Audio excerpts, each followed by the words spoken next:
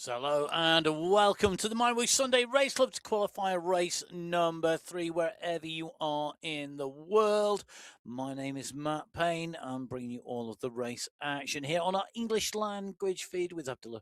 Bring you the Arabic feed if that is your preferred language. Then head over and have a watch and a listen to one of the icons of race commentary in the UAE. If you're still here with me, then great to have you on board. Emma will be joining me shortly. Emma Martin hosting the women's qualifier race number 3. That is qualifier 3 that's in progress right now as we speak. When I left, it was absolutely frantic already. They were in Australia. The men, though, they're in Alula, and they are going to be taking on the Heritage Climb course. 55 kilometres of distance, covering that across what is a fantastic landscape in this MyWhoosh world, with 762 meters of ascent. 2 climb checkpoints along the way, the Vessel Rock Climb and the Heritage Climb as well. Both those having checkpoints coming at 13.5k for the first of our climbs, and then only 500 meters before the line, 54.5 kilometers into the race route, which is going to make it really tough because it's coming right at the end. The Heritage Climb checkpoint, the bigger of the 2 climbs as well, 279 meters of ascent in that. There are 3 sprint checkpoints along the way: the Siamese Rock Sprint, the Face Rock Sprint, and the Newtown Sprint, as you can see indicated by those green vertical lines. Each of the checkpoints comes with points and prizes. So the first rider across the line getting a prize in all of our race categories in the men's and women's races. The rider who goes across the line first also then gets 5 points. It's 5, 4, 3, 2, 1 points for each checkpoint. With the sprint competition, those checkpoints that are in green and rewarded with a green skin suit for the overall leader, and the climb checkpoint, the polka dot skin suit, when we see those red segments, and it does give you an indication of just how big those climbs are. You can also see on our climb profile the headwind and tailwind that varies throughout the stage. You'll be able to see that on the top right hand corner of the screens of all of our riders as they race. The anemometer, the wind speed indicator, and the direction that the wind is coming from shown at the top for categories 6, 5, 4, 3, 2, and 1. All 6 categories taking to the same race route. All 6 categories able to draft each other if they were to catch riders out. They're all lap riders. Our riders riding individually or in teams in category 6. 74 riders on our race start, and we have 8 teams in total who have more than the 3 riders required. Last week, Ride Club Finland took away top spots. They were ahead by some 51 seconds from Level Racing 6, with BMC 6A coming in third place. So a real spread of different teams there: Ride Club Finland, Level Racing 6, and BMC 6.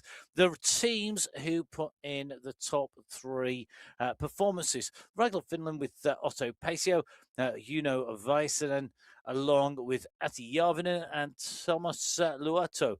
The riders that go through, 3 riders' times to count. You add the fastest 3 riders in any team together, and their team time is the team that's in there. 5 hours, 9 minutes, and 43 seconds. The Ride Club Finland time. Otto Passer, the fastest of the riders, with a 1 hour 41.52. Will we see the same riders at the front again this time around in category 6 with 10 seconds left to go? It's time to go racing in category 6 here today. It's going to be a tough race route. 55 kilometres in front of the riders, and this start absolutely critical. From the start, it's flat. We got a tailwind, then we drop down, and you're going to have to be right at the front. It was Simon Patzel who took the win last week from Alexander Reithagen in second. Wojciech Skierski in third, with Orlando Montoya in fourth, and Brent Sensing rounding out the top 5. But it was very, very close at the front of the race as they came in over the finish. The top 2 riders separated by 0.202 of a second. And in fact, the front of the race, 9 riders coming in within 1 minute of the race leader. Now, we'll check Sebza, the rider on our screens at the moment. Interesting choice of attire. I'm sure he's been watching Tirreno Adriatico today, which has been a very interesting race conclusion. I'm not going to give any spoilers away, but nice casquette, sir. And very fantastic finish in Paris-Nice as well today out on the race route. So some really interesting race finishes out there. We'll see whether Osmar Vaz can harness his inner sprint finish at the top of the climb. That'll take some doing today. But Vaz nicely tucked into the leading group. Just holding third position here. So well in. There's the group fractures before they come into this descent. We've already seen one or two riders distance. You can see that top right-hand side of your screen where each of those discs represents a rider. And as you can see, one or two riders being dispatched from the leading group that's coming into that right-hand bend. And then we'll make our way through past the buildings down or drop down into that descent. The elevation or the course profile that's coming up, that's indicated by the red line in that top right hand graphic with the rider's position, the yellow vertical line in there. Three very different riders in the mix. Osmar Vaz in here could definitely be a man for the overall. Vojtěch Sebza also. Ola Warren will be looking forward to the sprints. The first of the sprints coming at 5.2 kilometers into today's race route at the bottom of the descent that's coming up. So he'll be keeping an eye on that top right-hand side of the screen. He'll be watching for the percentage grading to start going down, and then he'll be looking to try and get his timing right to go in to the Siamese Rock sprint that comes at 5.2 kilometers. So our riders on their way into the descent here today. The Sunday Race Club coming to you each and every Sunday. A little bit of a tightening of the shoes. So is that a classic sprinter's tightening of the shoes for Sebza as he makes his way into this descent. One or two riders just stopping pedaling just to use that super tuck position. Warren clearly stopping pedaling. His avatar will be coming to a standstill. It allows the avatar basically to drop into the super tuck. It gives you a better aerodynamic position, and it does mean you don't need to pedal. You can get that heart rate back down again, and that's really, really critical. If you're right on the limit and then you're going to try and sprint off, that very difficult. You just see Warren picking up the pace now, just wanting not to lose too much ground. We're in with Vaz's avatar on our screen, still hovering around the front of this group, still near the front. That's 38 riders in. That's still basically at the front of this big group. Remember, the Category 6 group, 74 riders strong on the start list, 35th place, so pretty much in the middle. As we drop in with Rosharaj Taron at the moment, then Kevin Motmans. Motmans at the moment just going into Super Tuck. You can see the cadence going down, the power dropping down. At the moment, though, Yuri Salminen, the rider who's on the front, still continuing to drive here. We're into this descent and steadily building speed. The crosswind is not helping matters, though, as they make their way down. It's coming from the rider's right-hand side. So if you're on the right-hand side, even if you're behind a rider, you're not going to have perfect draft. You want to be towards the middle to the back on the left-hand side to pick up draft from those in front and to the side. And using the draft and the momentum, that inertia, coming into this sprint banner is absolutely critical. It's going to be a very interesting run in. It goes in to a slight headwind as we take the right-hand turn here. We then come around to the left-hand side. It's going to pick up a little bit more very briefly as we go around the chicane, but we then pick up a similar direction. So go quickly into that little bit of a headwind here. It straightens out, and then you can see this road in front of the riders sort of continuing to extend. And we've got the left-hand bend coming into the sprint, making sure you get your positioning right, your timing right for your sprint, and when to launch. Remember the sprint line coming at 5.2 kilometers. Pastula goes for the long one. He's really wound this up, 6 watts per kilo. Warren is on the front here. Not sure he's actually answering this. Wojciech Lidmiller very quickly comes up to speed, though, at 6 watts per kilo.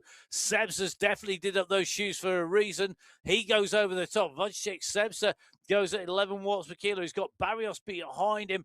Long run for the line here. He's going to get a little bit of tailwind assistance here, and that's going to make the difference. Can Sebza hold on? Come on, shit. This is going to be key. Barrios comes hard over the top. So comes Vega. You can see the frustration. He's still going to score points, and that's going to be critical, but it's Jonathan Vega who takes away top spot. He takes the 5 points and the number 1 position as he goes in, through, and over the line. That Siamese Rocks sprint, the first of our checkpoints today, as the riders make their way in and through. And it looks like 52 riders in the leading group. Feja in 1, Barrios in 2, Sebza in 3, Silver in 4, Berta in 5. They take away 5, 4, 3, 2, and 1 points. Schoberg, Zacek, Warren Schwantz, and Yarvinen rounding out the top 10. 1 rider distance, 19 seconds behind us, Jesper Herring. However, at the moment, the leading group still pretty much together, just a little bit of fraction as they come through the banner and continue onwards on for that sprint with the green skin suit at the moment on Jonathan Fege's shoulders. He's the rider who's going to be taking that on from this sprint into the second sprint, but they've got to ascend the Vessel Rock climb first. The first of our ascents, it kicks off at 11 kilometers into this race route, 2.5K of climbing, and that finishes at 13.5 kilometers. We have a drop, a little bit of a kick, and then another drop down until we go into the next sprint. Not the full descent, right the way back down to the level we started off. So Sebza sucking in the oxygen. You can see working hard on that first sprint. Ati Yavin was doing the same last week, not choosing to do so this week. Warren always goes for the sprints. We know he's always going to be in there. Vaz at the moment just trying to make sure he holds position here. Got the headphones on. I'm sure a lot of the riders with the sound in their ears, their teammates, if they've got them. The leading team, of course, always are looking to the leading team's always looking to work together, try and ease some of the effort and try and make it just a little bit more sensible for the riders, not having to break too many records on the way in to go get a win. But you can surf the wheels if you're a canny rider, and you can see that time and time again.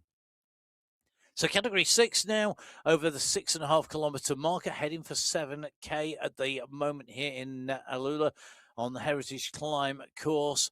They are making their way towards the climb. The first of our big climb starts at 11K. We'll dive in with category 5, our next set of riders to leave the start pens. 6 teams in category 5 this week. The BMC Rule 5 squad, Cycling District 5A and 5B, the Level Raiders, the Level Vengeful, and the MPCC team, all having more than the prerequisite team of 3, with Level Raiders having 5 riders this time around. Last time out, BMC Rule 5 took the win in qualifier race number 2. The riders coming through Lekva along with Mikulek and Reddington, backed up by Vappels. The riders who scored for the Rule 5 squad, the BMC Rule 5 squad. Cycling District came in 2nd and 3rd place, with the Level Raiders in 4th position. We'll see what that order is when we come to the end of this qualifier number 3, with qualifier 4 next week, before we move into our finals, where it's not just bragging rights, it's going to be for that team competition as well. But good to get the practice in, good to get the exposure for your team as well. It's time for our riders to ready themselves to start building up those watts, to get ready to take away top spot here today. If they can do so, they've got stiff competition, 65 riders on race start in category 5. We're into the final moments. Time to go racing here in Alula. The second of our race starts go underneath the Union Cycliste Internationale, the international governing body for cycle sport banner, where it is the partner with MyWhoosh. MyWhoosh, the cycling esports partner of the UCI for 2024, 2025 and 2026, and it means that we are seeing some fantastic race routes out there, including the new world that's been launched in Montreal. I was right on that. during the week. Great route, and really interesting to see how that plays out. Based on the Montreal Grand Prix circuit through the park mostly. So a real good way to get a little bit of a ride on the World Road Race Champs course early with the MyWhoosh partner. Now, just diving in with the pack as it makes its way out. Last week, Giuliano Hack took top spot from Jamie Velez in second, with Julio Rego in third, Aaron Schill in fourth, and Harrison Bailey in fifth place. Christian Korzynski right on our screens in person and in avatar format.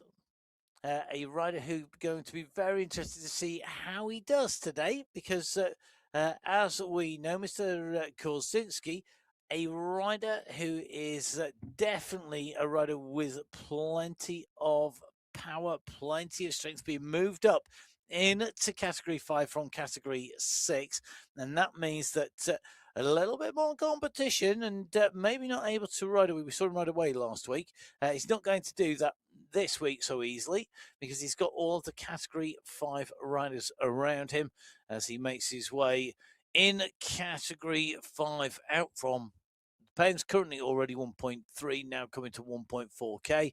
As you can see, though, category 6 and 5 the only riders underway. Categories 4, 3 and 2 waiting in the pen. So are category 1. It's time to go into that descent. These riders need to keep themselves in position on the way down the descent.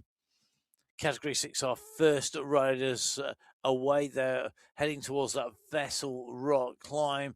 Category 5 going in to the big descent that leads them down to the first of our checkpoints at 5.2 kilometers. And already a kick off the front here. Interesting move coming into the descent. Christoph Laszlo going for an early one. Interestingly, look at that, 8 watts per kilo in chase behind, going into the descent to build up speed. Morato doing the same.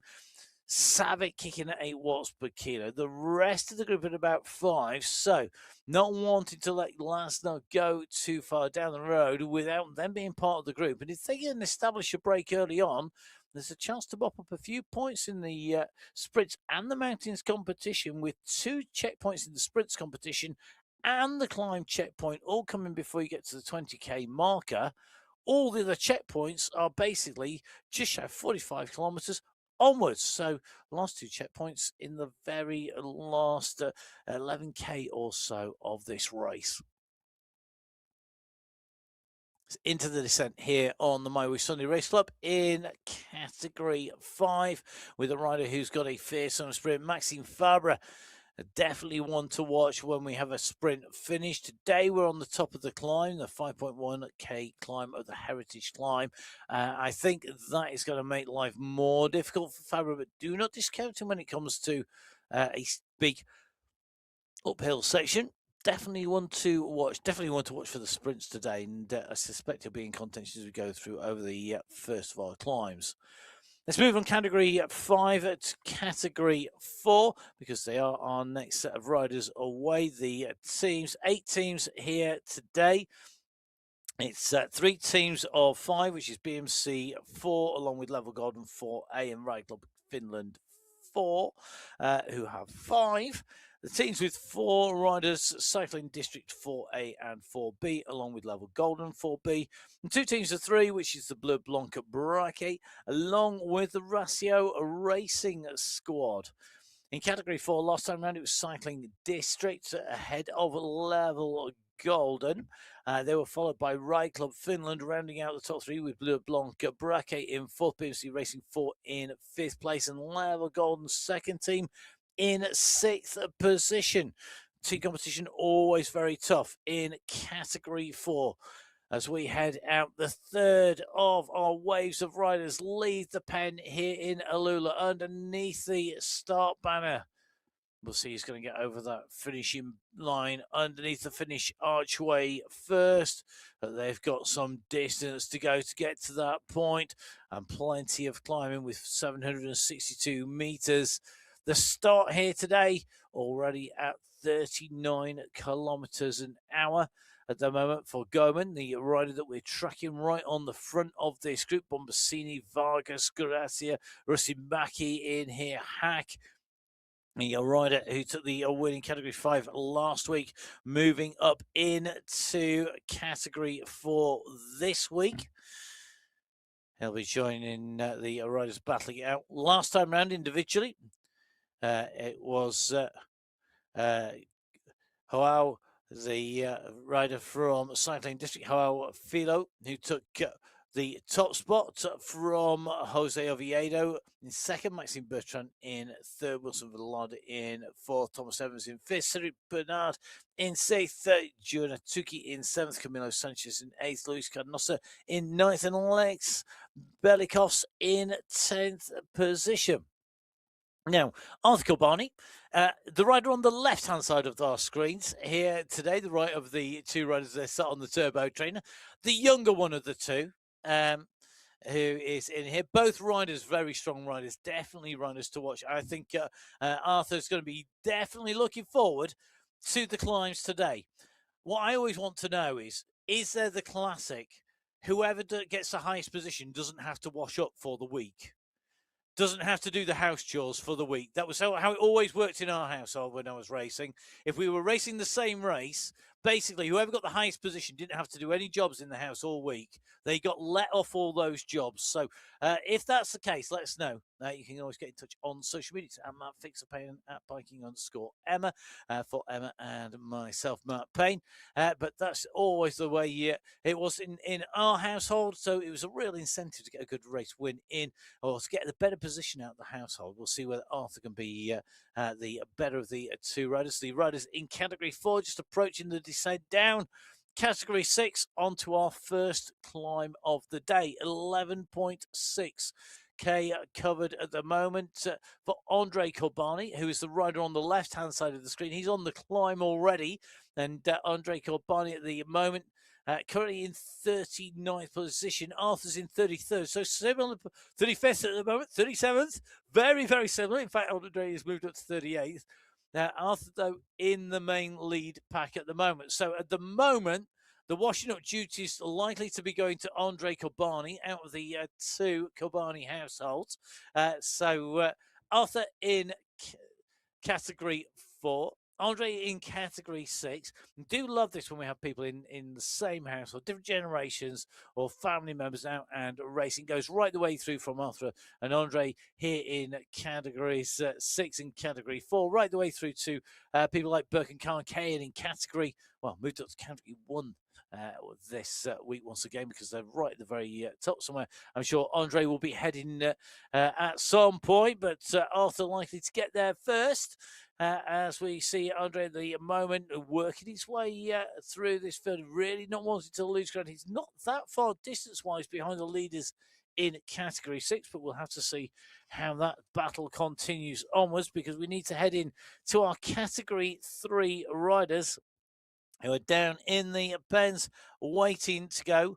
3 teams in Category 3 with more than 3 riders. 1 team with 4. That's the Cycling District 3A squad, who took race victory last time out with riders.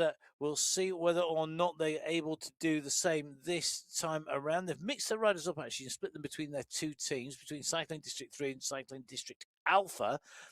So last time round, Las Canotegi, along with Moretti and Andrade, were the leading 3 riders. They've split them across their teams this time. So interesting tactics by the Cycling District squad. They're up against the Peak Power Racing 3, Content, Van der Zandt and Wojciech.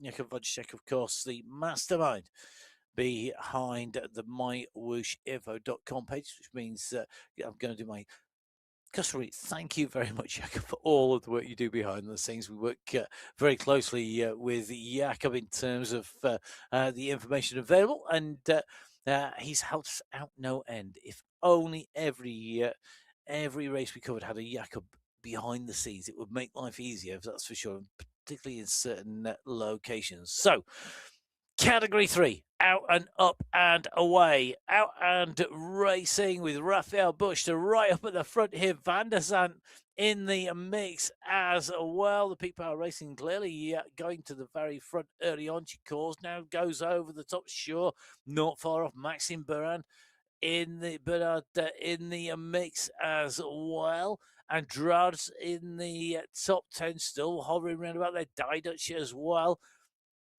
Bushter, though, after that very quick start, settling into this bunch.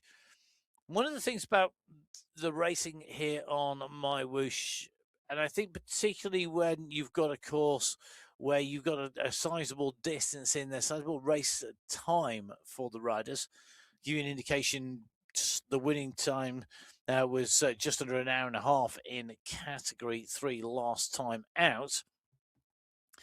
It's very much a case of being smart with where you use your energy.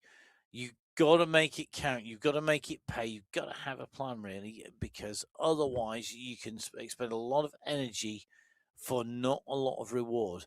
Jacek Chikos clearly has a plan because he's gone off really, really hard. 25th last week was the rider Chikos in Category 3. Who are on your right-hand side of your screen. They're currently at the 1.1k mark. Our Vessel Rock climb being ascended by the riders in Category 6. They're about 300 meters or so from the summit of the climb. In with Category 3, in with Ivo Shirt, the color-coordinated blue, black, and white of Ivo Shirt of Estonia. Nicely coordinated in the pain cave there, even down to the bottles on the side as well. Tucked in this group and not chasing the leader. He's gone really hard in there. Very interesting tactics from the front of the race as these riders go in through.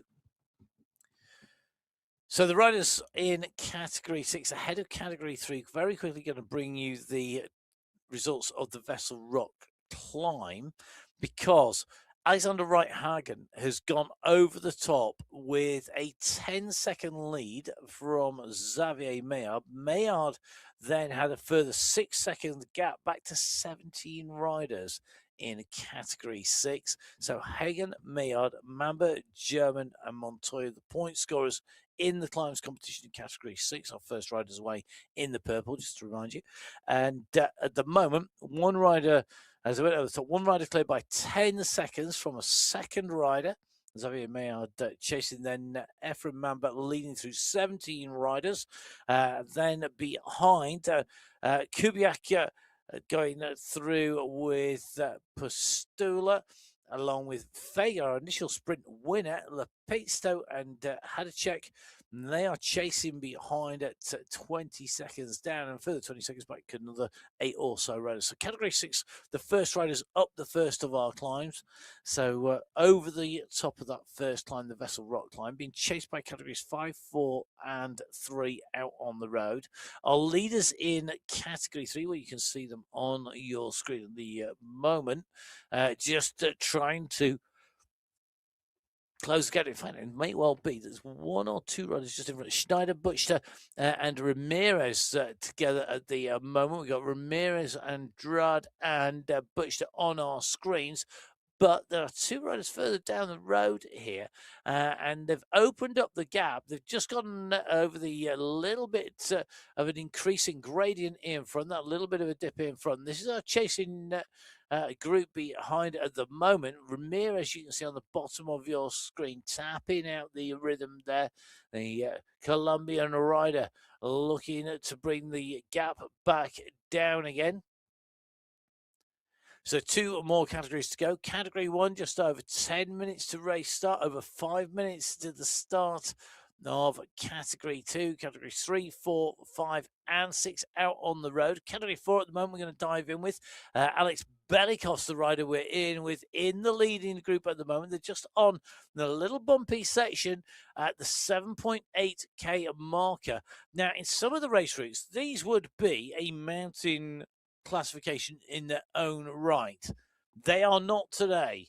They are just there to test the legs of riders like Mika Rusimaki here today, but Mika handling those nicely over the top there, just you can see building up the pace once again, right at the front of the group, not losing any ground at all. Nice position in there, just out in the breeze a little bit, but that's well worth the expenditure of energy just going over the top of each of these rises. They drop down, carry that momentum back into the next climb, onto the next ascent. We're in with Rusty Mackey, gets out of the saddle.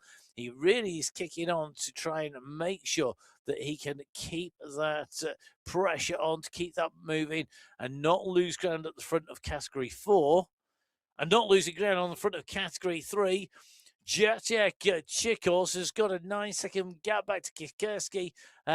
Bushner, Diduch, Patterson, Glaze, Bernard all looking to close the gap down behind, but Chikos goes through. He scores maximum points in the Siamese Rock sprint going through.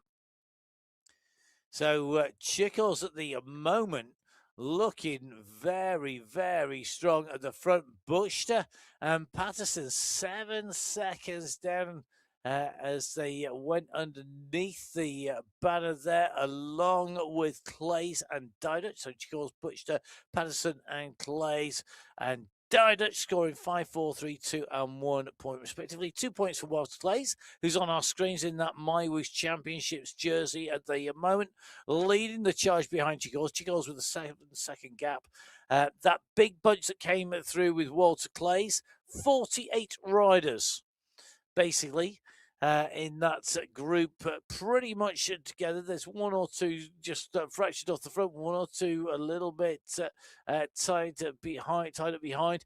But the majority of this bunch, 48 of them all together, 7 seconds down on Chikos, the lone leader at the moment. The question is, what can Clays do?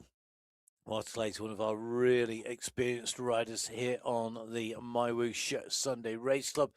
Definitely a rider that we know has to be watched when it comes to a sprint, but also to a climb. Definitely a rider who we always know has the potential to take away a win. We'll see whether it's going to be today or whether it will need to be another day here on the MyWhoosh Sunday Race Club. Quick reminder, here each and every Sunday, all the way through the year. There's nothing that stops the Sunday Race Club. We are going to be here next Sunday, back at our standard time with both the women's and men's races coming, with the women's race first, and then that race will end, and then there'll be about a 20-minute or so gap. Then we'll go into the men's race.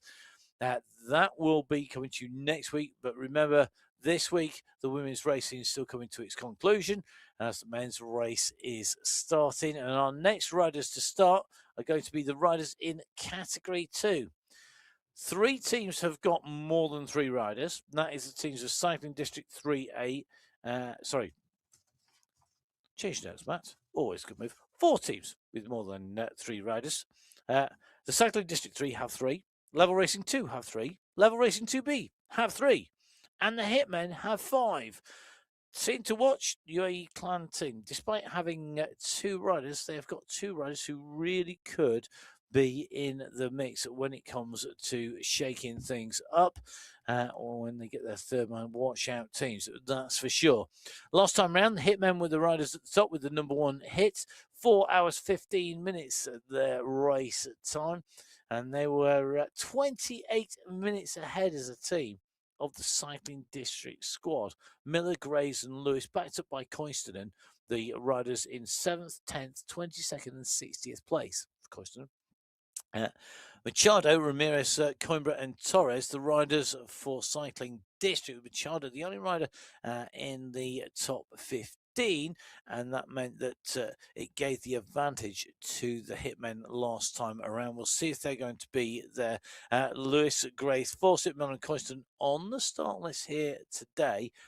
In terms of individuals in Category 2, Jan Jasbeck came in at top spot with Bert Kane and Khan Kayan last time around in the Category 2 race, and they've been rewarded with a move up for Bert Kane, for Khan Kayan to move up through the categories and to go back into Category 1.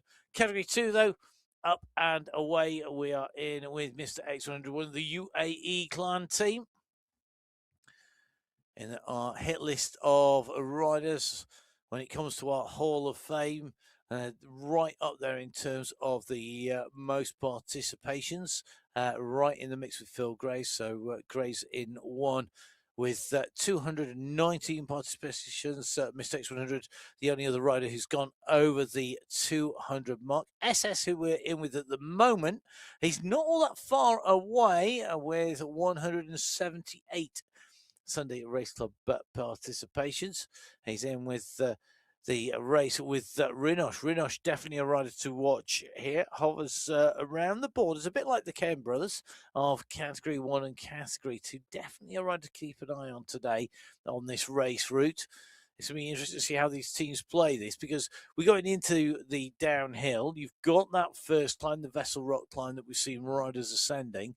And if you get a little bit of running, you've got the opportunity to steal a march and take away the first of our checkpoints. Category 3, who are the riders off just in front of Category 2, we saw Chicos do that. He had 7-second gap at the bottom, and he put the pressure on coming into the descent, and that is what gave them the gap. And that's what meant that he took away maximum points. Looks like Category 2 is going the same way. Riders looking to ping off the front here. Ollie Simmons looking to close that gap down again on his way through. Simmons, one of our big scorers when it comes to the sprints competition. He's got the second most sprint wins ever on the MyWhoosh Sunday Race Club. A fellow Belgian rider, in fact, it is, who holds the record. That's Ruben Dont with 37 sprint wins. The majority of those in Category 2 before he moved up into Category 1. So Guy Jaspek, Benjamin Brignall, Josiah Betty, and Ollie Simmons on your screen at the moment. So we're ranging right the way across the globe here today, with Europe, South America, along with Canada, North America's represented here on our screens as well. So good to see that Slovenia and Belgium for Europe, with Brazil for South America, and Canada for the North Americans. Benjamin Brignall on the right-hand side of your screen. They're just tapping out that rhythm, just making sure he's got the pressure on here. There's no easing of pace on this downhill. You can still see, for example, my 6100 going between about 175 and 200 watts, just pushing on to 235 here as they come down this slope. Nobody coasting in Category 2 here. Peter Milostic, definitely a rider to watch in the sprint. If we get to a sprint finish onto the final climb, definitely a rider who can climb and can sprint. We'll see whether he's able to do that this time around. Category 2, into the descent. Remember, the first checkpoint, 5.2 kilometers into today's race route. So Category 2 on the descent. We'll see who's going to be taking that one a little bit later on. We'll see what progress has been made by those riders on the race route in a short while. Category 1 waiting in the start pens. You can see the 3 teams that are here this week. The Alpha Jaws squad, the Team Scandi Racing, and the Boss Moves Only squad. Alpha Jaw, the team who took second place last week, giving best to the Boss Moves Only squad, led home by Jason Osborne, the world champion. So Jason Osborne taking top spot. He took the race when he was backed up by Said Safrazadi, who took 4th position, and Michael Nussen, who took 5th, with Michael Vink eventually coming in 19th place after having been on the attack early on. Alpha Jaw in 2nd place. Interesting, their spread of riders. 2nd for Ollie Jones, 7th for Lionel Vajasian, and 9th for Mikhail Kaminsky. At the end, 1 minute 15.9 seconds separated. Boss Moves Only at the front, the leading team last week, from Alpha Jaw in 2nd place. So very close racing in the team competitions. It was Osborne from Jones, from Chugall, Safrazadi, then Nuts in your top 5 in the racing in Category 1 last week, with Pedersen, Vajasian, Skierski, Kaminsky, and Paradians rounding out the top 10. It's time to see what Category 1 can do. The final set of riders leave the pens here on Qualifier race number 3 on the MyWhoosh Sunday Race Club. It's a bonus month with 4 qualifiers and 1 final, all being squeezed into March. Lots of checkpoint opportunities to score prizes for the first rider across the line at the moment in Category 2. JB Cahill's looking for that checkpoint prize. He's on the front here, but Glavik is behind him. And he's going to get swept aside here as they come in the run to the line. Shatty's going hard here. Bjarhead's coming over the top, though. Surely 13 watts per kilo came out of Bjarhead there. We're going to keep an eye on those results as they come in through, because at that Siamese Rock sprint, that was very, very close. Indeed, Bjarhead takes it. The gap between Bjarhead and Jonah Chatty, who takes second, it's point. It's going to be. I'm going to have to do some very. It's 0.4 of 0.14 of a second. It's nothing between them. 0.14 of a second. So it's basically 1/10, 400ths of a second separating Bjarhead from Chatty. Nothing. That's the time's width as you come sprinting in. So Bjarhead takes top spot, taking 5 points. Chatty taking second place with 4. Piatila taking third place with 3. Omdal taking 2 points in 4th place, and Lexi Kalman taking 1 point in 5th. 61 riders together in Category 1. So more riders together in Category 2. 61 riders together in Category 2. That's more riders than are in Category 1. Now, one rider who is rewarded, if reward is the right word, for his performances last week is Khan Kane. Good to have Khan back on our screens once again. Phenomenal ride by him last week. Great to see him top 3 podium once again for Khan. Good to see him in action. Back into Category 1. It's kind of out of the frying pan and into the fire stuff here, because he's jumped out of Category 2. He's gone back into Category 1, and that does not make life easy at all, because you're up against the world's best in Category 1. And Category 1 this month have been racing really hard from the get-go. There's been no taking it easy in any way, shape, or form in Category 1. So sorry about that, Carm, but you're back in. And at the moment, Ollie Jones has decided to shake things up. The man from New Zealand at the moment on the front here. He's got Jesse Langevin behind him. So Langevin chasing. We're going to go in with Ollie Jones in the pain cave here today. The classic Ollie Jones shot. We see him sprinting it out from this shot in the MyWhoosh Championships. We've seen this same shot in the Sunday Race Club as well. Ollie Jones, definitely a rider to watch out if it does come to a sprint. Currently on the front, Langevin behind. Good going with Jesse Langevin. The rider from the Netherlands at the moment has got cleared the front of the main group, chasing Jones, but Michael Knudsen is not letting this go away. He's in 3rd place. He's doing 9 watts per kilo. Behind him now, Pedersen in 4th position. I've just seen 10 come from him, 12 come from Jason Osborne. Panisse has also just put down 13 watts behind. They don't want to let this gap open up here. They know the danger of letting Jones go. That they're determined for that not to happen. Oh, Jones at the moment has thrown the gauntlet down very, very early on here today. Nobody wants to let the gap go. You can see Panisse dead centre of your screens at the bottom of the screen there. We just saw him putting 13 watts per kilo out on that run down there. Not wanting to be distant. He's still 3 seconds behind Jones. Jones at the moment in that super tuck. You can see the person, he's not frozen. That is Jones just getting ready to wind the power up to take the pressure to get that chain tight. The avatar comes out of the super tuck position. When he does, he gets more aero resistance. The moment you stop pedaling, your rider goes into your avatar goes into that super tuck position. It will save you energy, but this descent, it is not big enough to stay on the front of the group in aero tuck, but you can hold the middle of the pack.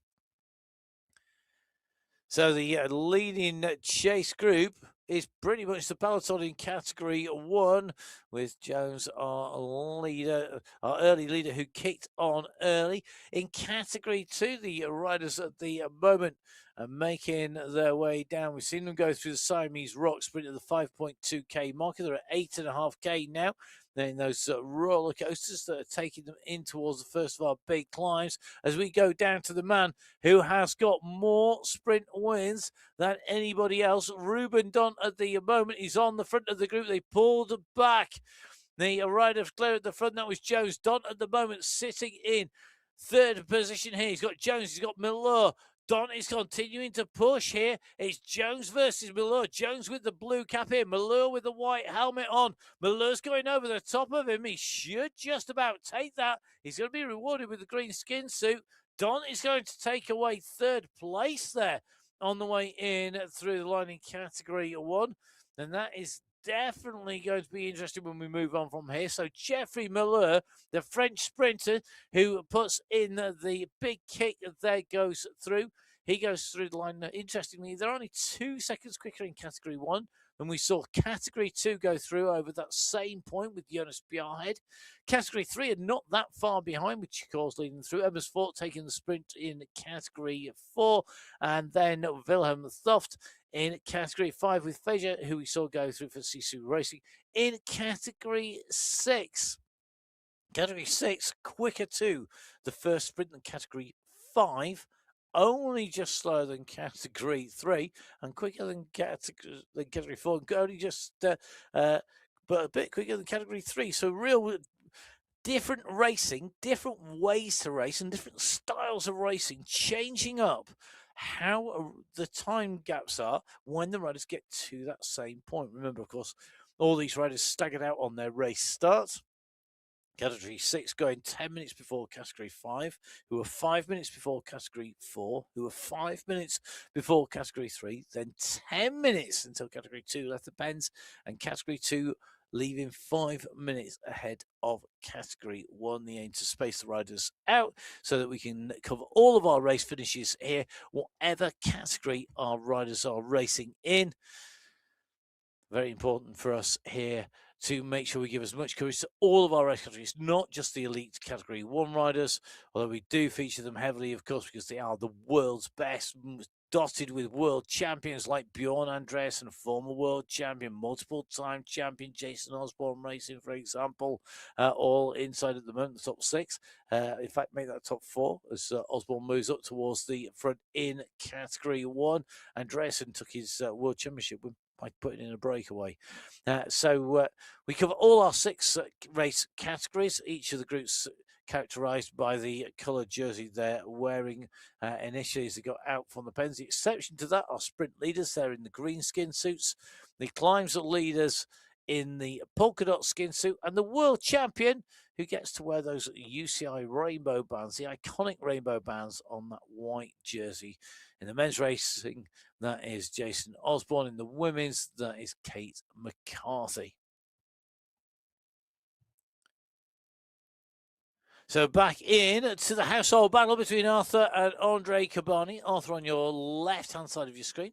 Andre Cabani on the right-hand side. Arthur Cabani at the moment in category 4.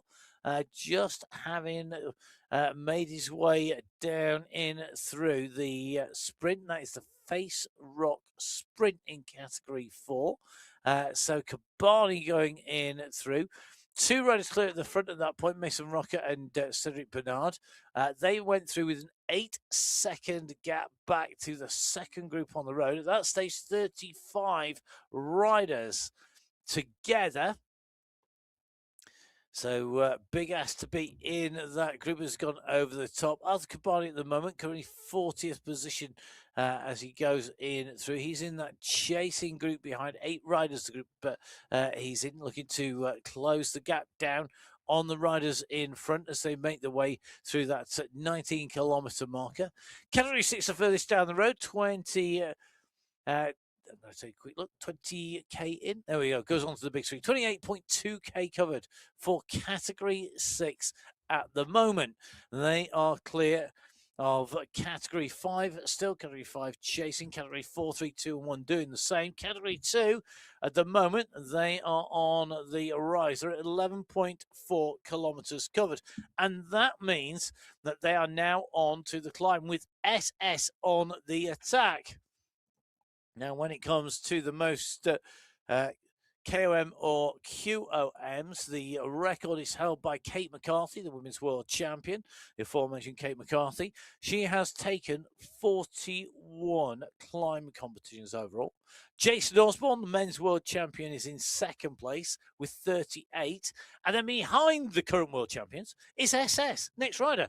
28 for SS, ahead of Catherine Furr, who's got 25. Previous world's medalists, current silver medalist in the world's women's competition. That's Gabby Guerra. Currently rounds out the top 5 with 24 points. So very close between Guerra and Fur in that competition. SS has 28. It's a real battle. Mr. X100, the rider that we're in with at the moment, 9 KOM wins overall for Mr. X100 in his time on the MyWhoosh Sunday Race Club.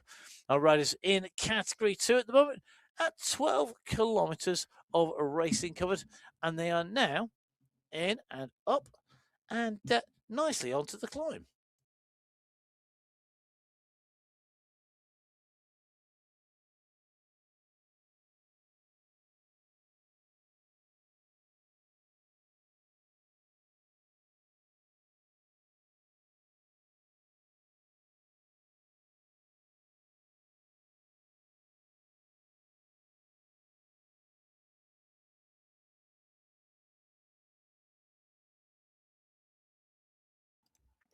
So at the moment, SS on the climb, just watching him in action here on this ascent, weaving his way through the subterranean tunnels at the moment. Lone leader with 2 seconds gap back to Rinosh, who was 4th last week, with the riders in front just moving up. The big group of riders behind chasing. Category 2, as they went through the Siamese Rock Sprint, 61 riders were still together in the leading group in Category 2. It is still a big pack behind, but it has broken some riders off the back of the pack. In Category 1, Jakob Dane, the rider who is leading out, he's broken clear of what was a 29-rider lead group in Category 1. Jeffrey Muller leading the sprint, just pipping Ollie Jones in that running over the top of the line. Remember, taking away points from Ruben Dont, who was third in the sprint, the sprintiest sprinter of all sprint times. Ruben Dont taking the most sprint wins of anybody. He's currently in third place in that competition, and looks like Dane just being joined by Tugels, who's bridged across there. It's nicely caught up. So 2 riders now in front, but the danger man behind, Michael Vink, is starting to wind up with Knudsen behind our 2 leaders. I don't think they're going to get clear because they're coming into the climb. Tugels and Dane, I suspect, with a little bit of sliding room rather than a gap that is going to increase.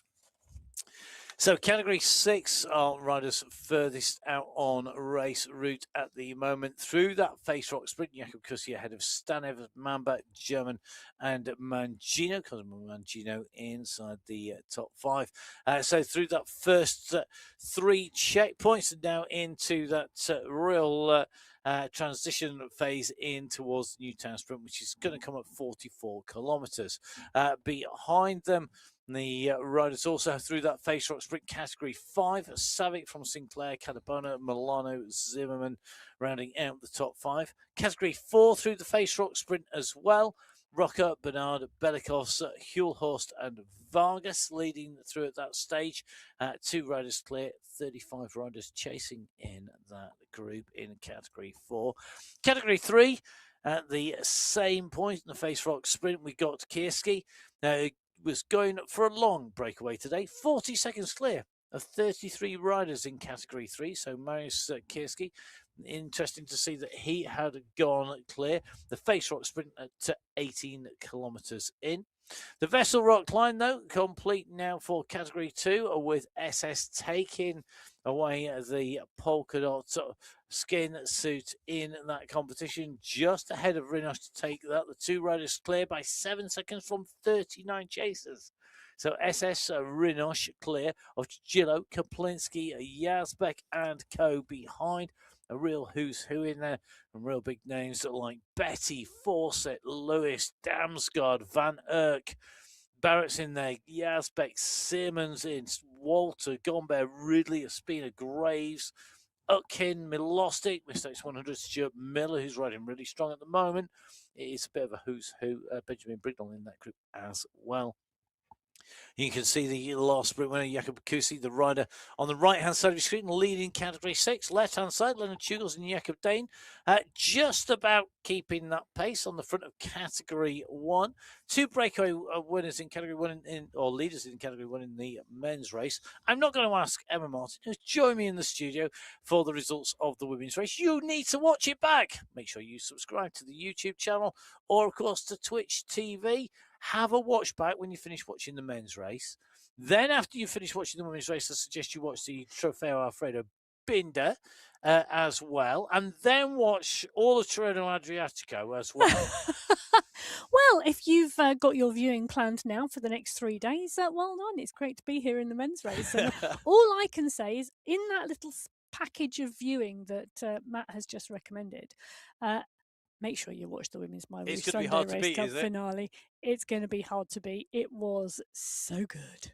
It wasn't. And just a quick reminder for anybody who wasn't watching earlier on, the women's race was in Australia on the Outer Loop course. Yes. So that is a course with basically a big climb in the middle of it. Yes. Whereas, and then a 14.6 kilometre run to the finish line. Yeah, whereas here we have almost the reverse. It's not quite a mirror image, but we had a big descent, and then we had a little bit of a climb to come at 13k.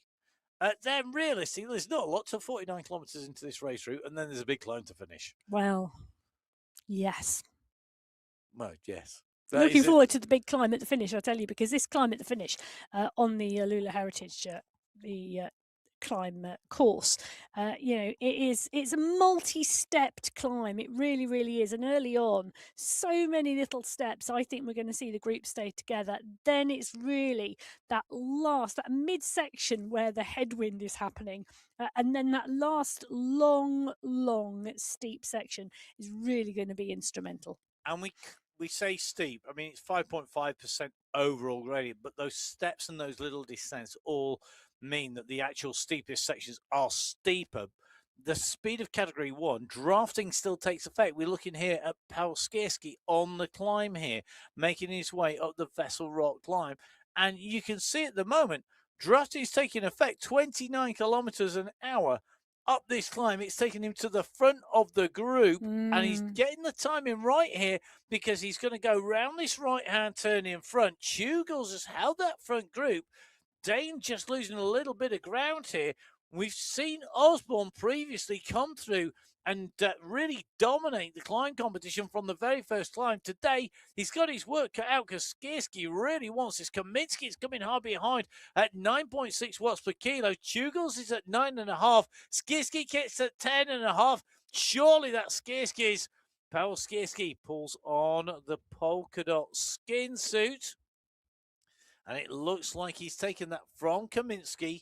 Then Chugels coming through for 3rd place. Very, very close. Great riding by Skierski there. These are your riders who took the checkpoint at the top of the first climb. Right, Hagen going through in category 6, category 5, Gaviria, category 4, Rusimaki, in category 3, Kukierski, in category 2, SS, in category 1, Skierski. And after the first of the checkpoints was a little bit higgledy-piggledy in terms of times to get to that checkpoint, there was no clear definition by category to that point. Here at the top of the Vessel Rock climb, everybody in time order based on their category and their ability category. The wheat sorted from the chaff by the climb. What can I say? But, I've just taken a look at that. So Skierski, Kaminski, Chugels, Safrazadi, Knudsen, Vink, Dane and Dont. 8 riders with 11 seconds on the next group of 8 riders who have 10 seconds on one rider. Just looking back, though, Jason Osborne, the world champion, in 20th at that point in time. So the world champion in 20th place. At the moment, we're in with category 2, though, just away from category 1. Riders looking in different states of I want to say. What word are you comfort. searching for? I'm searching for something along the lines of comfortableness. Is comfortableness a word? It could I be. don't think Rick Van Erck thinks comfortableness is a word. He's He laughing does. at you. It could be a word. I can make a word up. It could Well, be... Simon Crazy, Walter off and out of the saddle on those pedals. Jan Yazbek has been putting in some great racing Yes. recently as well. And just Betty. Betty, for me, is the master of positioning and management. No pressure, of Giselle. effort. I mean, he just bides his time and then is in the right place when you need to be. He really, really is. Rick Van Erck, resplendent in that national champs jersey. And Ross Fawcett, as always, looking strong. Looking strong, jersey unzipped. He looks like a traditional climber on a big climb. He does. I did think we were literally on a climb because we'd gone to Rick Van Erck on camera, as always. But that Netherlands jersey being proudly won. Meanwhile, Category 2 lead going through the sprint. Morten Christensen ahead of Nikolai Damsgaard, Alexei Kalman up there scoring once again. Very interesting at the moment in Category 2. As they go through the sprint there, because as they've gone through, you've got Bjarhed and Christiansen both on 5 points. Chatty and Kalman both on, and Damsgaard on 4. And then you got Pirtilla, Omdal, X100, and Jan Jasbak on 3, 2, and 1 points. So a bit of a mix, wide open, realistically. And 26.6 kilometres till the next sprint. I know. I tell you though, in Category 2, sandwiches. Well, in Category 2, that final sprint is going to be really instrumental in deciding who wins that competition overall. Category 1, the leading group of 8 are continuing to motor. Tugel's now on the front, picking up the pace. Knudsen, Dont, Dane, Vink, Skierski, and Kaminski in that group. I was just taking a little bit of a look at the sprints in categories 1, 2, 3, 4, 5, and 6. And basically, once you get from category 2 to category 6, it's all very, very, very, very, very close, aka wide open. Interestingly, in category 5, I know you'll be shocked. Junior Silver has not contested the sprints at all. Well, if he has, should I say, he's not scored points. There are 9 riders who scored points in there. Lead, again, Thuft and Savic, both with 5 points in Category 5. 3 riders with 4. Kedrian, along with Cadabona and Sinclair. And then 3 points for Navarro. Tiger, Milano, and Milano on 2. And then Zimmerman. Do you know what I say? I say watch him on the final climb. He could well have plans for the finale today. Yeah, 100%. I would agree with that. I think just holding his powder relatively He needs to dry. keep a poker face when he's on screen. Yes, always handy. Not something that we can necessarily say happens in the commentary box. No, definitely not at all. It's so lucky we're not on camera, I'll tell you. X100 down the road, Rick Van Erck, Jan Yazbek, Rinosh, Jean O'Day, SS, Graves, Lewis, all within 10 seconds. The pace is constant, and this is Category 2 now, isn't it? Category 2 for me at the moment is attack, attack, attack. It is, and Mr. X100 here really choosing his moment wisely. Van Erck is going after him. If those two went clear, that would be a very dangerous move. Rinosh and SS will sort of holding pace behind. Rinosh looking to go across, I suspect now, seeing another kick coming behind. Interesting, because this is the rise after. If you cast your minds back to the course profile, we dip down from 0 meters, we go below sea level to about 125 meters below sea level. We then do the climb up to Vessel Rock Climb, which takes us, it looks like you're going uphill, basically going back to sea level. We then drop back down to the Face Rock Sprint, which where we just saw Christian take the sprint win. We're now climbing back up. We don't get quite back to sea level. We're actually still below sea level here. And then we're going to drop some more for the long run across. It's actually only when we're halfway up our final climb that we go above sea level once again. Well, there we go. I'm going to colour my map in with blue for below sea level. Please feel free. At the 17.8 kilometre marker, this is the run for the next checkpoint. And at the moment, it is the Face Rock Sprint that they're running towards 300 metres out. And Knudsen, Dont now lifting the pace. Look at that, 10.3. Straight over the top of Knudsen. Anybody can contend this against Ruben Dont? I don't think so. Matt's already shaking his head in the studio. Michael Knudsen 6 down at 2 watts per kilo. Ruben Dont goes under sub 2. but he had the momentum, he had the pace, he had the kick. He went over the top of Michael Knudsen and is rewarded by putting on the green skin suit at that face rock sprint at the 18.2 kilometre marker. Interestingly, we've got riders into that group now, just off the back. So Don and Knudsen going through at the front of the face rock sprint. So Ruben Don taking away the checkpoint prize in Category 1, Morten Christiansen in Category 2, Marius Kierski in Category 3, Mason Rocker in Category 4, Nicholas Savick in Category 5, and Jakob Kusi in Category 6, rewarded with those checkpoint prizes. Well, I tell you something that is really interesting at the moment. So the two riders, Don and Knudsen, going through at the front, an 8-second gap, then a number of riders, so Chugol, Skierski, Kaminsky, Dane and Vink, Safrazadi at 9 seconds. And then 4 seconds back, Jason Osborne, Christoph Flubers, Bjorn Andresen, Niall Pedersen, Mikhail Plantero, Remy Confession, Zach Neb, Panitza, Godzarsky, all now coming back together. So it's going to be interesting to see if this comes back together. Big name missing there. Jeffrey Muller, currently sitting in second place in the sprint competition. He was the rider who took the win on sprint number 1 ahead of Ollie Jones. He's actually ahead on points of Michael Knudsen as well. Meanwhile, we're on a climb in with Rick Van Erck as he goes up over the top once again. At the moment, though, looking good. He's made contact with Mr. X100, and the dynamic duo, Batman and Robin, are about to be joined by a trio. It'll be 3 musketeers together. Well, Rinosh X100 and Van Erck all coming towards the front of the race. Phil Graves on the charge from behind. I think he's going to want to make that a group of 4, you know. The fabulous 4 is what Phil Graves would like. Or it could be the 3 musketeers with D'Artagnan. There would be an argument as to who was D'Artagnan. Well, it's Phil Graves because he's kind of late to the party, and that's kind of what D'Artagnan was like always doing. Well, whilst Matt considers, I know Rick's getting confused now. I would be as well. Just continue riding. It's much easier than being in a commentary box with Matt, Rick.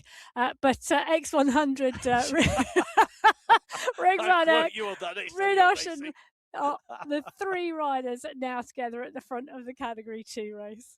So 2 riders from the UAE and our Flying Dutchman, Rick Van Erck, now being given the same nickname as a certain Mr. Van der Poel, who today ripped apart the final stage of a race in style. Gotta stop giving people spoilers. I didn't say what happened in it at the end of it. Well, Rick Van Erck is pushing on here. They're at the 23.9 kilometre marker. They're on the transition. A bit of a descent here at the moment, but it is a long transition between the 2 sprint checkpoints, the Face Rock sprint at 18.2 and the Newtown sprint checkpoint at 44.8. It's a huge transitional section at downhill, flat section. And then, of course, the Alpha Hills, those rolling 7 hills are part and parcel of that transition. And there's a lot of headwind sections as well. And I'm kind of a little bit... It's a shame that Phil Grace doesn't look like he's going to make it, because 4 riders rather than 3 would give them more of a chance. But I think everybody's very aware of the danger of a quartet of Mr. X100, Rick Van Erck, Rinosh, Graves. You just don't let that go. And I think that's what's happening behind. They've thought Graves has tried to go across and everybody else has gone, I don't think so. Well, and it's interesting, isn't it? Because the same thing is happening in Category 1 at the moment. Chugals, Knudsen, Vink, Safrazadi, Skierski, Kaminsky were all in the leading group. Jason Osborne was coming back at them and has made the juncture. It looks, though, however, that the group that Osborne was with was not able to stay with him and make it to the front group as well. That group contained Christoph Flubers, Bjorn Andresen, Niall Pedersen, Plantero, Confession and Nair. Panitza was there as well. And it looks like Jason Osborne has ridden away from them. Not the first time he's ridden away from lots of people, though. No, I probably won't be the last either, but instrumental in that Category 1 race. So Mr. X100 and Rick Van Erck, along with Rinosh at the moment, have got the gap. Graves, do you know? He's closing it down. I wrote him off here, and he is... Sorry? I know, I wrote Phil Graves off. Not Rick Van Aert, wouldn't do that. I've written off Phil Graves' chances of getting across because everybody had responded. But they almost had him. They almost could have sort of reached in and picked his back pocket, but then he's gone again. But the pace has gone completely off the front of the chase group. I mean, I've just seen Gal Yazbek on the front, sub 2 watts per kilo. Rune Bakken sitting around 3. The group is looking at around 9 seconds back, and now it picks up a little bit here. But there needs to be a real concerted effort on the front of that group. And at the moment, SS is on the front of the group. He's the teammate of X100. They're going to want to let that group, I think, well, SS and X100 are going to want to let that gap grow a bit. So SS is his job is going to be to come onto the front of the group and take the pace off. And he can have an easy ride in that group. All he has to do is mark anybody who's likely to jump across. Just seeing Simmons going at 7 watts per kilo here. And I think this is the danger for the lead group. The 4 now need to work together. So Van Urk is in the leading group. He's centre left of your screens in person. Gal Yazbek and Rune Bakken are in the group behind the leading quartet. And for me, leading 4, basically, just crack on, guys, because you're putting everybody under pressure. You're making them think they're having to decide, are they going to chase? One rider on his own will soon be dispirited chasing. But do you know what? We saw this last week as well. You know, we saw the riders go down the road. We saw Category 2, the group, leave it really, really, really late. You know, they did. Yep. And then Jan Yazbek came through to take the win with the Kayen brothers, Rinosh and Froma. And, you know, that top 6 was separated by 0.7 of a second last week. But they left it so late and they let that group hang out front for so long. Interesting that some of the members of last week's group have chosen to try the same tactic again this week. And why not? It really shook up the racing. Good to see Robert Hell. Different finale. Indeed, yeah. Good to see Robert Hell and Robert, our colleague, on the Arabic stream along with Abdullah. Don't forget, of course, you can go on and improve your Arabic with the Arabic stream. I do watch Arabic stream sometimes just to try and improve my Arabic. It needs some work, a lot of work on the way through. So our riders on the way out. Something I can remember much easier than multiple languages is where we're heading. We are in Alula in the Heritage Climb, and just as importantly, we are on some of my favourite little climbs here. The Vessel Rock climb we've already done. We descended off the other side. Maybe time for us to take a little bit of a look at what is coming up for our riders in the last half of this race and the culmination of the racing. As you can see, the first half up to what is 27.5k has got a lot packed in it. Lots of filler in the middle section. That's basically from kilometre 25 to about, 49 on the way through, because you have there, although we have the Alpha Hills, they are not a checkpoint today. That's the sawtooth little profile in the middle, hovering around about the 35k marker. Good place to put riders under pressure, not usually a place where we're going to see too many of the groups, particularly in the categories 1 and 2, breaking up there. We've then got another rise just coming into the 40k marker. That is another one where you can push on, but very difficult to stay clear of a group. For me, from the descent to the climb, I can't see anything sticking unless it's got a substantial gap and strength in numbers over any chasers behind. The climb, though, this is where you can lose, maybe not hours, but you can lose minutes on here, because this climb is brutal at the end. It is. It goes to over 15%. Literally, as you get up to those little jagged ups and downs in the sort of end of the first third, going into the second third, and just past that section, the steepest part of the course of that climb hits 15%. And to make it harder, there's some real headwind sections on that second, I know, third into that middle section. Just to really slow your avatar down. Yes, to make life harder. If you are just joining us and you're wondering what on earth you're watching, you're not a cycling esports addict, welcome to the club. It's good to have you here. My name's Matt. I'm a cycling esports addict. I have to say, it could be confusing if you're just jumping in. So basically, each of these avatars represents a rider. Each rider is in their personal pain cave at home, and On they their are bike. riding on a bike or on a smart trainer, and that is measuring the amount of power. Now, there are specifications that the riders have to meet in terms of that equipment to ensure it's all accurate and that we can verify all the performances. But essentially, the riders are watching what you're seeing. They're racing on this course and seeing the screen in front of them. They're racing their avatar to that finish line as fast as they can to try and take the race win. There are various competitions along the way to take away checkpoint prizes. Next one for category 6, which is the riders at the moment out there. And you can see Ivan Stanov at the moment. He's riding. He's in his pain cave. He's got the turbo trainer at the moment. Interestingly, got it weighed down with some big weights. Nice move, sir. I think that's very, very smart. Put the power down. You've Two got- fans. Yep, 2 fans to Keep him cool. as well.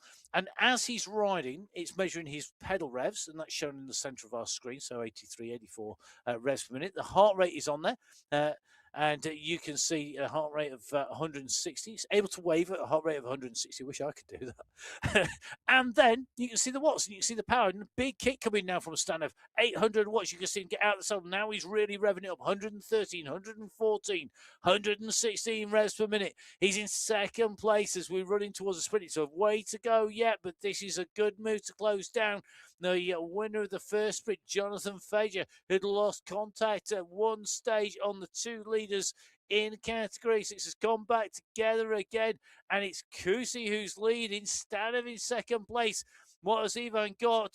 Fager's coming up on his heels here. They're going to come round this last turn. There is time for another kick here. There is. Interesting move here. Kusi's trying to hold on for this. He's Fager's looking gone. to take it. Oh, he has. He's gone. It's 2 seconds. Kusi's going to have this. What a ride. Jakub Kusi's going to hold on to take away maximum points there. He goes through, then Fager, followed by Stanev. And I think that's enough to give Kusi the sprint jersey overall. So, as you can see, if you're new to cycling esports, the power that's put down by the riders translates into the speed, the riders' height and weight then is taken into account. Now, Jonathan Fager was holding the green jersey coming in. What has Jonathan, our Swedish superstar, done? Has he held it out? No, he hasn't. So 9 points overall for Jonathan Fager in the sprint competition. Jakub Kusi taking 5 points there at the Newtown Sprint checkpoint, giving him 10 points overall, and he will take away the sprint competition. Fager didn't score any points on the Face Rock Sprint, and had he done so, if he'd have been up there, he would have taken away points. I need to correct you. He actually did score points at the Face Rock Sprint. He didn't score points on sprint number 1, the Siamese Rock Sprint. Jonathan Fager. Yes. Oh no, sorry. We're talking at odd purposes here. Okay. Sorry, I'm just going to stand in the studio with a smug look on my face. It's good job, like we said, good job you've got cameras. Yes. Now, we're going to dive across from category 6 to category. I thought I was going mad there with what I'd seen earlier on. Go back into category 1. One of my favourite parts of the world here, because we're heading in towards the caves. The torches are lit at the side, wandering down across the cobbles. Sorry, riding down across the cobbles. Go our riders, Mikko Kaminsky at the moment. In this group, this is a really elite group here. Yeah, it's interesting because Safrasadi is 2 seconds off the back of the group. Then Andreasen, the former world champion, 29 seconds back off the group. So 6 riders at the moment: Tugels, Kaminsky, Knudsen, Vink, Osborne and Skierski. I don't think they're going to lose Safrasadi. I think Safrasadi will squeeze those pedals and get back into the mix there. So 7 riders at the moment at the 29.3 kilometre marker, but the push from Leonard Tugels on the front, he really is driving at this point in the race. Well, I think he's very aware that Vink and Safrasadi were yo-yoing at the back. Quick reminder of the team makeup. When it comes to riding as a squad, Osborne, Knudsen, Vink and Safrasadi are the Boss Blues only squad. They are the riders who are riding as a team. You saw Vink going back there potentially for Safrasadi and Osborne going back there as well to bring their teammate on. And that's where having teammates is really critical. And coming through into our finals, the team competition will be even more critical. Now, we're in with Jonah Chatty at the moment, the rider who's been riding really strongly from France. He is at the moment in a group that has been caught by Category 1 Yes. riders as well. Now, the riders can draft each other as they make their way up and through. So, it does help to be able to jump in. If you've got pace and speed, our riders don't tend to last too long in a higher race category, but you do get sometimes where we get category 3 and 4 finishing basically together, going over the line together, or category 4, 5, and 6, because they get caught and things come together. That's still not likely to be the case today, so that will keep it a little bit simple from a viewing But point of should you view. wish to watch what happened today in the women's race, you may see examples. Okay, no spoilers from Emma, please. Well, interestingly, at the moment, at the 30.4 kilometre marker here in this men's race, you can see the riders in Category 1. The lead group of 7 riders really working well together, and now they've really got some big gaps over the groups behind. The Andreas and Flubus group sitting at about 30 seconds, but some of the other groups now over 3 minutes back. The 30.6 kilometre marker, they're heading to the Alpha Hills, the 7 rollers that we see regularly out on some of the courses in Alula. But look at this. Leonard Jugels has put another dig in off the front of the pack. I think he's aware that he could actually do some damage here. We do have to remember as well, there are 10 prizes up for grabs in categories 1, 2, 3, 4, 5, and 6 for the individuals in each of our qualifiers. So our riders are not riding for tiddlywinks, if you're old enough to remember them, of the right age and the right toys as a child, or riding for matchsticks or grains of sand or pebbles or whatever, or marbles, whatever you used to use as a kid. They are racing for money.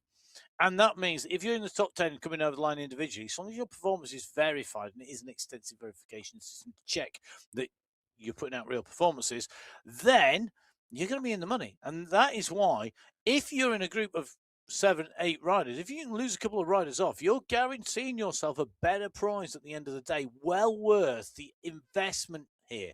If you could break it down to a group of 5 riders, even better, because you're just improving your chances of taking away a better prize. And at the end of the day, particularly when you get to racing in category 1, the prizes step up from category 6 to 5 to 4 to 3 to 2 to 1, getting higher and higher all the way through. The same is true of the team prize.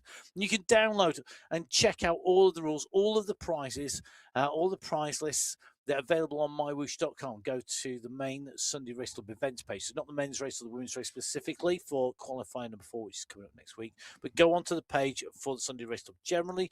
You can download the technical guide, the rules, the verification process. You can really go nerdy into the details, looking at Emma for no particular reason here. But you can also get a good idea, a good overview of what the racing is about and what you need to do. Maybe you want to jump on board on this, or you maybe want to join the Cycling Esports League. If you look at this and think, oh, Category 2 are nailing this, look how good they are. But do you know what? The Cycling Esports League is a great way to get involved. Every Tuesday, the Cycling Esports League is on. The league time trial last week. Yes, there was an individual time trial last week. There's a scratch race this Tuesday coming, and then there's a hill climb the Tuesday after. And a secret stage is the last stage. I know. And there is a league competition and a team competition as part and parcel of that league as well. And you can head over to mywhooshinfo.com to the CEL League page and find a team with vacancies, should you wish. Indeed. And actually, the FSE Full Speed Events teams, there's quite a lot of FSE teams in there. Just 2. Well, one in category 5 and one in category 4. We were having a conversation on the Discord chat about maybe having to have one in category 3 soon. That'd be good. Don't look at me. Well, Rick Van Erck pushing on here, X100, Graves and Rinosh. He is part and parcel of this 4-rider group. Now nearly a 30-second gap back to the chase. And George King has been quite popular on the front of that pack. But Carlos Ospina, Rasmus Hammer, Nikolai Damsgaard, they're all in the chase group at the moment. They're at the 35.3 kilometre marker. So now just under 20 kilometres to go. This is the Alpha Avoquar Hills section. If you look at the top right-hand corner, these 7 rollers make up this section in the desert. So our riders at the moment are descending, then ascending that time gap, coming in, going out, coming in and going out. And Rick Van Erck, you can see here, holding this group, making sure they go through. And it's really, really important that they take all 4 riders out through together here. It's times like this when I really, really wish we had a combativity prize we could award. Oh, that would be good fun. On the commentator's discretion. One for the women's race and one for the men's race each week. Not just necessarily one, because we'd have to divide it in 4 today between our 4 breakaway riders in category 2, because from what I think it would have to be from what we see, they are doing what is sterling. 27 seconds in category 2. That is so impressive. I know, it really is. And you can see the gaps here. It is now just over 200 metres as well, the gap. And the chasing group, SS is in that chasing group behind. Gustav Berlin, Joel Lewis, James Krasnich, Peter Milostic is there.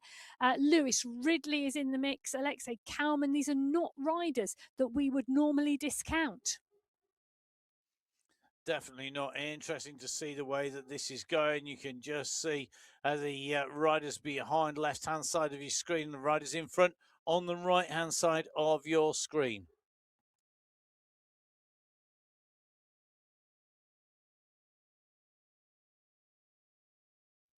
Well, the Category 2 race, you can see on the 2 halves of the screen, around 250, 300 metres separating the 2 packs of riders.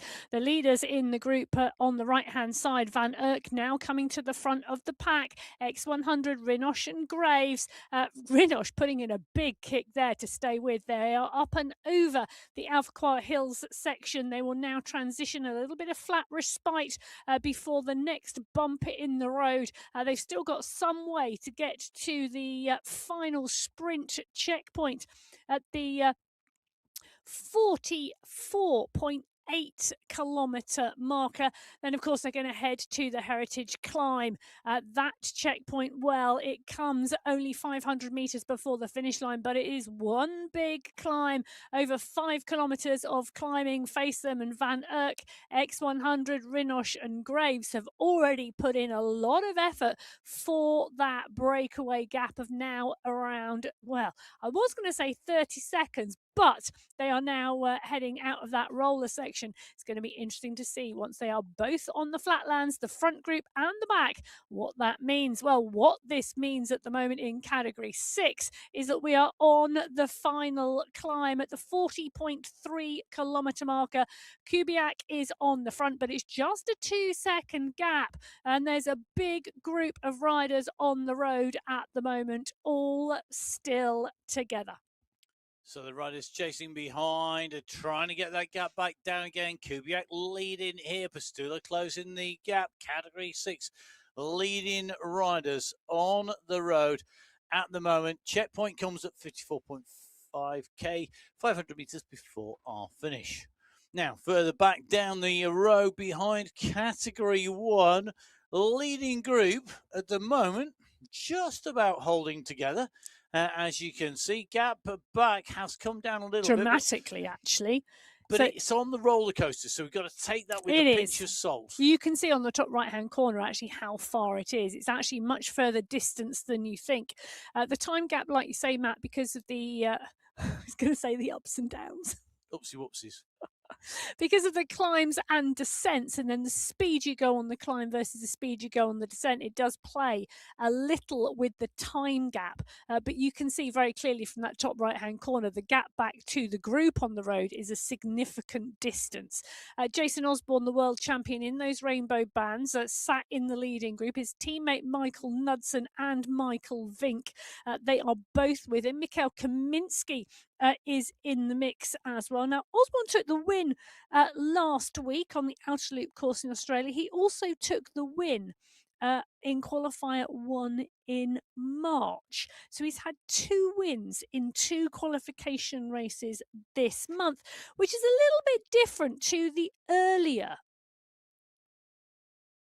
races in January and February because, well, then again, Osborne did ride and race outside and not participate in all of them. But Jones, Pedersen, Skierski, Tugels, and Osborne, 5 different riders had Category 1 wins across January and February. Is March going to be the return of the dominance of Jason Osborne? Yes. Well, that was very succinct It was. and Sorry, I focused. was still lost. I was listening to what you were saying, but I was lost in the most random thought I've ever had whilst commentating on MyWhoosh. I'm concerned. Yeah, the most random thought I've ever had. Was it about fruit? No, you never guess. I'm not going to try. We passed an ostrich on the right-hand side of the road, Yes. jumping at the side of the road and kicking. I wondered if the ostrich ever manages to get across the road.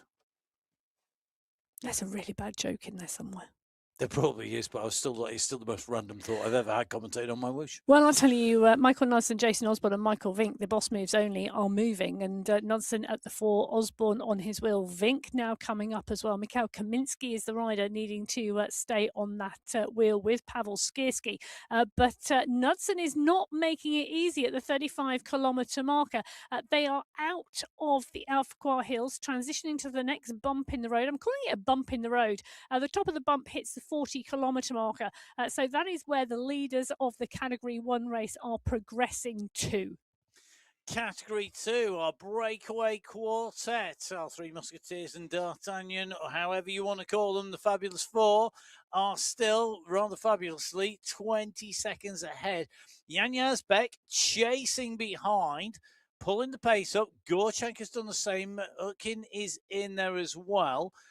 The gap is there. I want to say it's holding, but it's not. It's being diminished slightly, but we are still only over the Alpha Hills. You know, we're not at the finish yet. Well, not even close. No, Jakob Bjorklund on your screen on the bike and on your screen as an avatar as well. The rider you can see behind the Category 1 leaders are coming, and Bjorklund will be the next Category 2 rider, caught only 8 seconds ahead of Bjorklund, Bjarhed and Christensen. And Jonas Bjarhed holds the green skin suit, the leader in the sprint competition in Category 2. So the leaders in Category 1 are absolutely motoring. The course record held by Jason Osborne at 1 hour, 17 minutes, 14 seconds. Okay, so probably about 25 minutes racing to go for Category 1, potentially. And that's we're at the 38-kilometre marker here for Jakob Bjorklund. It'll be 38k for Category 1. You can see here Bjorklund just picking up the pace here, because he has the potential to jump in as that group come up to him. The difference in draft, if you're rider 1 versus rider 2 can say 30% energy hiding behind rider 1. That's sort of the accepted figure. It does vary depending on what aerodynamic model you use, etc. But are you talking outdoors or indoors?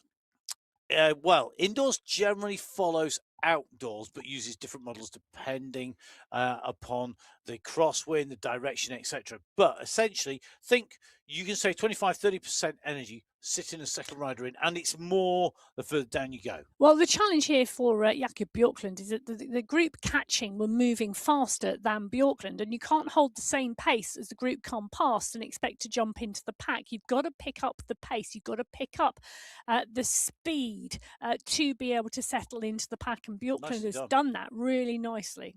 Yeah, really, you saw him get out the saddle, you saw him accelerate up to pick up the speed. The problem he has is he's joined the group just as they come into this little riser in the road.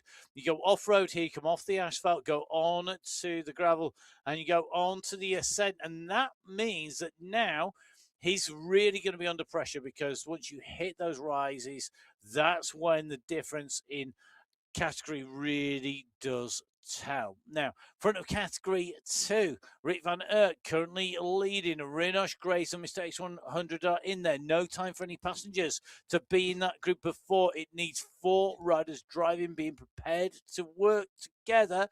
King at the front of the chasing group behind, the leading chase group behind at the moment. And you can see that little signal just coming in from Phil Graves. Everybody needs to take a turn here on the way through. They're very aware of that. Behind them, the riders are chasing. Look at this. Ross Fawcett out of the saddle here just to get back in To the this group. draft. He needed to get into that draft there. And that's the problem. You lose the wheel, you are in big trouble. Yeah, you are, and you won't go and stay in the group if you do lose that wheel. They are just moving so fast. Fawcett now back in with the group. Yazbek, Betty, Ospina, Utkin, all in that group. Gal and Jan Yazbek are in there. And the moves now coming from the group, they're at the 42.8 kilometre marker. They're still around 250, 300 metres behind the leading group. So it's been holding. It's not been moving recently. 23 seconds the gap at the moment. It's hovering, but we still got a long way to go. We're at 43 kilometers now, basically covered, of a 55-kilometer race. Yes. So basically, we're almost 80% of race distance. Yeah, we are indeed. Gee, I'm impressed with my maths there. I am. You're easily impressed with my maths, I tell you. Just today. Just thank you. So, whilst I am not going to do any more maths today in any way, shape, or form, fortunately, we have the superb team at MyWhoosh keeping a check on all of our riders, including Simon Walter, who's down in the pay cave, the German national jersey there, just hung from the ceiling. One truly in a pain cave there. But one of the riders in the MyWhoosh Championship kit, and I really have loved watching the riders ride and race in that since it had arrived, and all the riders who completed the MyWhoosh Championships in 2025 receiving their goodie bag and the kit that Simon Walter was in, part and parcel of that pack. Indeed, I have my fingers and toes crossed in the hope that we have a championship in 2026. Oh, have I said I love a stage race? Many times, and you're not alone. I know our riders loved it. We loved it. The volume of work done, though, by the team at MyWhoosh is incredible for the championship. We've got to say a big thank you to everybody who made it happen in 2023 and 2025.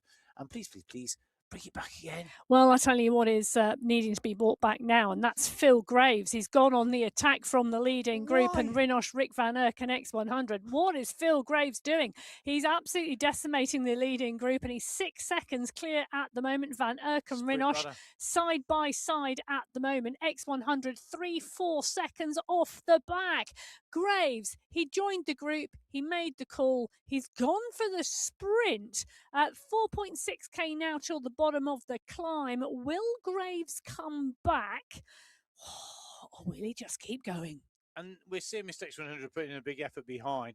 I think if he wasn't on camera, Rick van Erck would be face palming at the moment, because that's kind of move. It's like, why, Mr. Graves, go and break the group up? We need to work together. And they do. 21 seconds to Kalman, who is clear of Damsgaard and Betty. And I think there's a little bit of sprint action going on here. It's interesting, isn't it? Because 3 sprints, category 2, 3 different sprint winners. Yeah. And it's also really interesting because Alexei Kalman has also got 5 points as well. So 4 riders on 5 points. But Kalman, I think, is going to surely. Oh, he's only taken the 1, though, hasn't he, in that sprint? It's pulled him up. But not up enough. No. Anyway, that is one really well-contended competition in category 2. 4 riders with 5 points, 4 riders with 4 I know, it's amazing. Fantastic. But Phil Graves taking the 5 points, 7 seconds clear of Rinosh van Erck and X100. Then confirmation that it's a 33-rider group, 20 seconds back. So we've got 4 riders now together at the front of the race, and we've got 33 riders giving chase. Crazy stuff, crazy times. Now, Heritage Climb Checkpoint, Category 6, already motoring their way up towards the summit. They're not quite at the checkpoint yet on the Heritage Climb. That checkpoint comes at 54.5 kilometers. You can see at the moment, in with Orlando Montoya on the right-hand side of your screen, 53.7k covered. It's not that far back to Category 5, who are chasing behind the leaders at the moment and nicely moving up through the group. Category 1 and 2, of course, our last riders to lead the Pens Category 1. They've got the furthest distance to go. They've just currently coming up to 44 kilometres in total. But interestingly for me, Category 6 is still a relatively big group. This has blown apart in Category 6 before. It's kind of come back together, and now we have got a leading group of 4. We've got chasers who are only 6 seconds behind, 7 seconds behind. This could be very, very close at the finish in Category 6. Well, it could be indeed, and they're coming up to that 1 kilometre to go banner, and there's no clear breakaway. Nope, no clear. Well, 4 riders, 6 seconds clear. It's not a lot. No, and it's not a lot on the particularly climb. given the terrain. Would agree with you 100%. Well, at the moment, Michael Knudsen is the rider driving for the final sprint banner in Category 1. The Boss Moves only rider with 2 teammates in that leading group going through the sprint. And I tell you something, it might take him over and above Ruben Dont. It does. But will it be enough? There's Miller, then Jones, and then it was Knudsen. So Knudsen's going to take that overall. Yeah, that so final win. Knudsen takes 5 points, Osborne takes 4, Tugels takes 3, Vink takes 2, and Kaminsky takes 1. Said Safrazadi and Pavel Skierski are also in that 7-rider leading group going in towards the base of that climb. So on your screens at the moment, the times and the winners of the checkpoints in each of our categories in our final sprint. That's the Newtown Sprint checkpoint. Don't forget, you can get the full race results on MyWhoosh.com. Go to the main menu and hit results and pick the race that you want to see. If it's got a blue stamp of approval, that means it's been verified as well. If you want more info, go to MyWhooshinfo.com. Not run by MyWhoosh, but very much the place to go for all sorts of stats. Emma has it as a homepage on every computer she has. May or may not be true. Possibly true. And we'll no doubt be analysing everything extensively until she gets to the cycling. I have a hotline to Jakob. That's quite worrying. Well, Orlando Montoya is worrying the rest of the pack at the moment because he's pushing on here. 600 metres to go, just 100 metres until the banner. In fact, there is the banner, and Orlando Montoya is going to put on the polka dot skin suit. Possibly because he does for a small while. Reithagen is about to come through. He too will have points in that competition, and boom, it changes shoulders. It does indeed. Reithagen taking 5 points on the Vessel Rock climb, taking 4 points on the Heritage Climb checkpoint, and that being enough then to put him in to a total of 9 points by my maths, which is confirmed by the computer. Good maths day today. Montoya, though, leading, but look at Reithagen here. It's not far to go to the banner. If you look at the top right-hand side of your screen, you'll see we're coming into a long left-hand turn. There's the yellow archway for our finishing line, and the riders have to get there. It's a tricky finish here today, actually, because of where the banner is. Tricky to spot and tricky to get the timing right. Montoya at the moment, having taken the checkpoint prize, now trying to hold off the polka dot skin suit wearer Reithagen, who's coming at speed, 5.5 watts per kilo, comes on the left shoulder, goes over the top. Has Montoya got an answer? And I think the answer to my question is going to be no, because Reithagen's continuing at 5.6 watts per kilo. He comes round the left turn, it dips. He comes into the right. The banner comes. It's going to be a win today in Category 6 for qualifier race number 3 for Alexander Reithagen, the winner of the climbs competition, the winner of the race, our first rider across the line. Chapeau, sir. Yes, Montoya coming through for second place, 5 seconds back. That was all about those final few meters. Also, Passo doing the business and coming through for third place in that Category 6 race. And you saw how quickly the time gaps went there, because from first to second place, 5 seconds, second to third place, a further 10 seconds, a further 10 seconds back to Kevin Mottmans in fourth. gaps open fast on the climb. They do. When you're tired, when it's at the end of a race, the same climb. At the start of a race, it might be category 1. At the end of the race, it might be category horse category climb, because it's that difference. Well, Stefano Ronchetti, the category 4 leader, is about to catch the group ahead. And that, I think, is the chase group to Filippo Reichardt, who is the leader in category 5. So Ronchetti doing a phenomenal job working his way through the category 5 pack. That chase group 20 seconds behind the leader in category 5. And it's 17 seconds to our chase group behind Ronchetti in category 4. So similar time gaps in categories 5 and category 4. But they are coming back together. Maxime Fabre, the nearest chase rider to Reichardt. Then it is Icaro Silva. Then Pence, Escobar, Savic. We're in with Maxime Fabre. Now, I did say at the start of the show, I might miss this, but do not discount Maxime Fabre on a climb. He's got a phenomenal sprint on him. But this climb, because it is stepped, does mean that he can put that power down and then get a little bit of recovery, then get the power down again.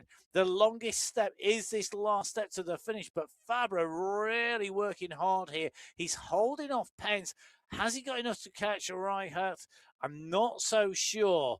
That is a big ask at this stage with 1 kilometre left to go for the leader of category 5. Bit further back down the road, though, category 2 looks like it's all change again. Yeah, it was really, really interesting. Van Erck, X100, Graves, all doing the business, but the chase behind getting closer, and the rider getting closer was Ross Fawcett. Last time we were in with him, we saw him close the gap down onto the back of the large group of 33 riders, but now he's on the climb. He's doing the business. What I didn't say, nearly said on air, was that Ron Fawcett was a very famous fell runner and climber in the UK. He was. I have climbed with him on an occasion, which is why I'm getting confused. Mr. Fawcett on the bike, rather than Mr. Fawcett, Ross rather than the climber on run. Although maybe Ross Fawcett does climb and run. What was to say? He looked like he was hanging when he got on that green. When we have 5 cameras across the screen, he looked the worst of all those riders. Now he's on the climb. He's a changed man. Yes, he's obviously in his comfort zone at the moment, if you can call climbing a comfort zone. Well, Reichardt is also doing. His name's Fawcett. Great. Well, that is true. He's also doing a great job here. 700 meters to the finish line. Of course, that polka dot banner comes in first. 15 seconds, the gap back to Maxime Fabre. Fabre 9 seconds clear of the chase behind, and you can see the effort. You can see the work going in on the bike at the moment. Heart rate at 184. Whoa, Fabre is working hard, but Reichardt is pushing to the line at the moment, and that's the polka dot banner. It's the polka dot banner. It's going to be maximum points this time around in category 5. As it go through, Reichardt has got 2 points already. That'll take him to 7 points. Gaviria, Zimmerman, Cadabona with the riders above him on the first of the climbs. Meanwhile, in category 4, it's going to be Ronchetti who takes the points. Wow. Ronchetti, again, also was in 4th place on the first climb, exactly the same as Reichardt on the way through. He's gone past the entirety of the category 5 race field. And Cedric Bernard coming through behind Ronchetti, 9 seconds back. Rusumaki at 11 seconds. Casper at 12. Reichardt, the gap back is 21 seconds to Fabre. Absolutely blistering pace set by these 2 riders. Fabre now at 23 seconds on the race leader in category 5 on the left of your screen with 34 seconds. The time gap back to Pence. This is going to be the first of our leaders to come up to the archway since we saw the race win in category 6. This is category 5 lead. It's been a polka dot win. Reithagen did a double in category 6. Category 5, it's going to be a double here today as he comes in to the finish. He goes over the line under the banner here. Felipe Reichardt takes away the race win in category 5. Stefano Ronchetti is going to come through to take away the win in category 4. Solo breakaways off the front of the group and holding it to the end. phenomenal performance. Great soloing into the finish. Yeah, Mika Rusumaki just coming through now, 6 seconds behind Ronchetti, taking second place in category 4. Casper, Bernard, and Kochikov rounding out the top 5. Incredible race finishes here in category 4. In fact, just got the top 10 just come over the line in category 4. So close. Category 5, it was Felipe Reichert in 1, Maxime Fabre in 2, with Icaro Silva in 3, Pedro Pierre coming through in 4, and Osvaldo Gavira coming through to round out the top 5. Full results on MyWhoosh.com. Whilst you're online, if you haven't done so already, make sure you download the app on iOS, Android, or on Windows to make sure that you get on board. Jump on board MyWhoosh, come and ride. Jump on board one of the many races, one of the leagues, complete one of the challenges, go on a treasure hunt or get hunted by zombies, whatever takes your fancy. There's something for everybody. And it's not a random Matt thought that time. It's not, it really wasn't. Well, category 3 and category 2 on your screens at the moment. Category 3 really pushing now towards the finish line at the 54.2 kilometre marker. Category 2 are around 2 kilometres behind them, and X100 motoring strongly. Jason Osborne, 51.2k covered of the race. The world champion in category 1 is looking like he's doing the business on the final climb. It will be interesting to see where the rest of the group are. But let's drop in with category 3 first. So category 3, that's climb banner about to come. And interestingly, it's the same man, Mariusz Kukierski. He doesn't need to do a very dodgy Matt Mouse. He knows what he has to do. He's already in the polka dot skin suit. He needs to get there first, and first is where he's going to get there in. It means he scores maximum points here today, 10 points. Nobody can touch him. He's sewn up the climb competition. Can he hold on for the overall? Thomas Evans is at 8 seconds behind, but Kukierski, this is a great ride. Yeah, it is indeed, and it's a really big push. And at the moment, he's the rider continuing to put the power down on those pedals in category 3 and work his way towards the finish line. He's got around 350 metres to go, and it's an 8-second gap to Thomas Evans at the moment. Evans, Turmerton and Co still chasing, not giving up on that finish, but Kukierski looking good at the moment in category 3. Category 2 at the moment, well, the riders are all over the road. Our leading group really working hard. Category 1, there's a rainbow jersey on the move. No surprise, Jason Osborne has seen the road start to go uphill and decided, well, do you know what, I'm going to put the effort in.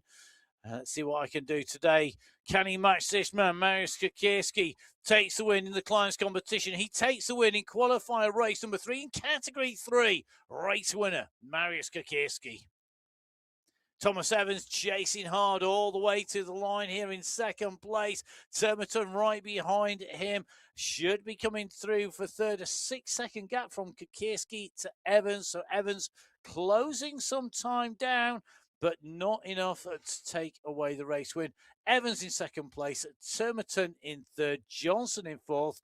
Wozniak rounds out the top 5 in category 3. Yes, category 2 and category 1 on your screens at the moment. There's around 900 metres separating the leader in category 1 from the leaders in category 2. Jason Osborne has 19 seconds over Knudsen, Skierski and Tugels. Safrazadi a little bit further back, and then another 5 or 6 seconds. It's Vink and Kaminsky.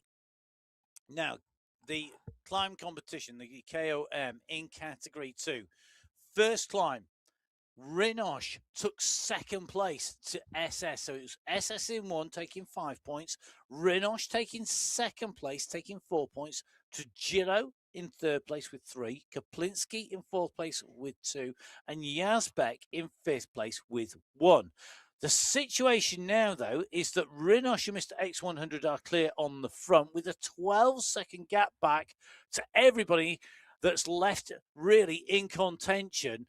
And at the end of the day, that includes SS. So Mr. X100 here will be looking to stop Rinosh for scoring maximum points, to take away potentially 9 points, and also looking to see if SS can make his way up. I think the odds are in Rinosh's favour. We'll have to see how that plays out in that climb competition in Category 2. Pavel Skirski on your screen at the moment, part and parcel of this trio that are chasing Jason Osborne, Noverson, Skirski and Tugels. And you can see Skirski up and out of the saddle and blowing the air out, in and out, and gulping it down, because Knudsen now starts to move on the climb. Knudsen in the green skin suit, Skirski in the polka dots, Tugels will be wearing yellow. There you go. They've all got the number 1 on their back. But Michael Knudsen, he's a phenomenal climber. He's also a teammate of Jason Osborne, but Skirski's not letting Knudsen go.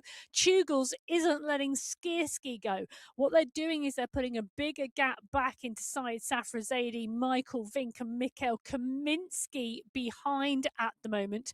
They're not going to catch Jason Osborne while I'm making a prediction. They're 1.9 kilometres from the finish, and my prediction is that already. But Knudsen, Skirski and Tugels battling for second place today. Knudsen will want to get that second place in, and he'll want to be clear of Skirski. He'll want to be clear of Tugels. He knows it's not only the race today, but all of this is training for the racing to come all the way through the year. Our riders racing. Many different types of cycle sport have seasons. In cycling esports, we are here 52 weeks of the year, and it means that the riders need to use each of those races wisely as part of their training as well. Otherwise, it's really easy to get overloaded. Not all riders race 52 weeks of the year. No, but some do. Yes. Some do. Some are smarter than others. Some people are smart by racing 52 weeks because it works for them. But for most riders, most majority, they need to put some breaks in. But they also need to use the racing as training and take that into account when they're looking at the load that goes in. Rinosh here, accelerating up. He's looking for maximum points. SS has moved up here. Now, Rinosh and SS will be tied on points, but Mr. X100 has to put the brakes on for that to happen here, because Rinosh is going to come up underneath the banner. This is going to take Rinosh up to 9 points in the competition. He's going to go underneath that banner. He takes away 5 points going through there. He's got 4 in the first of our competitions. He's also looking, of course, for the win. SS behind will be looking for that second place, but I think Mr. X100 is going to come underneath the banner ahead of SS, and that means Rinosh will be clear in the points competition at the front of the race with 9 points.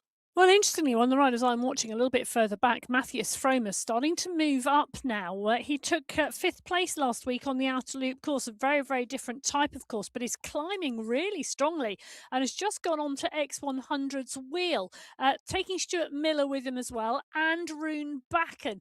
Utkin and Gombe there as well. They're going to be fast finishing riders and racers now.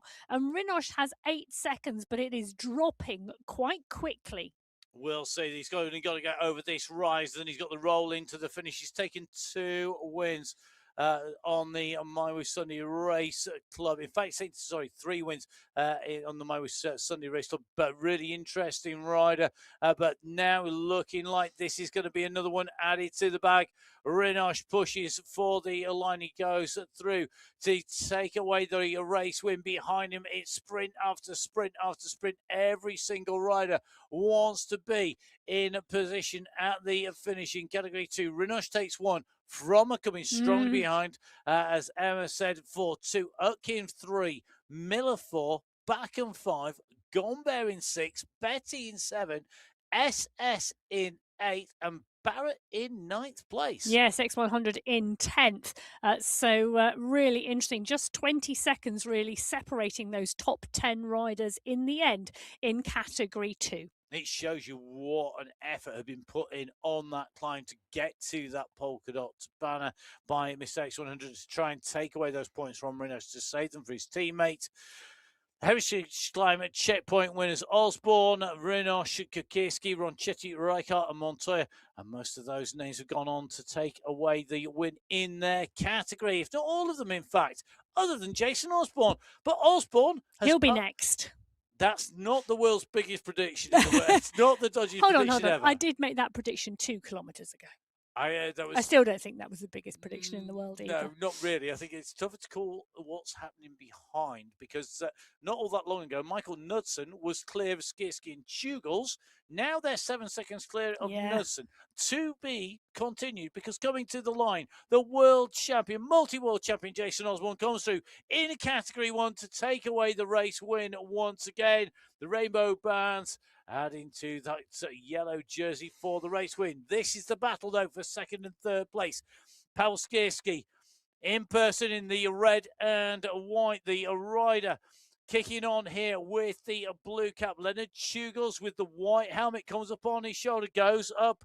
Skirski there continues to kick. Skirski with that polka dot skin suit on. He's going to be bouncing on off his shoulders because he's tied on points. Tugels, though, is going to take second place overall. Skirski is going to be on the podium with third place as he comes in and over the line into the finish there.